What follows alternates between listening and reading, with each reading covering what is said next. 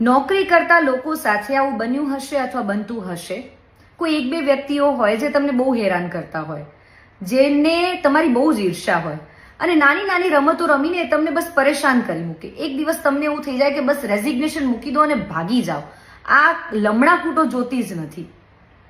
આવું થતું હોય ને ત્યારે મારી આ એક જ સલાહ યાદ રાખજો. લડી લેવાનું દોસ્ત. એ તો ઈચ્છે જ છે કે તમે નીકળી જાઓ, એ તો ઈચ્છે જ છે કે તમે રણ છોડીને ભાગી જાઓ.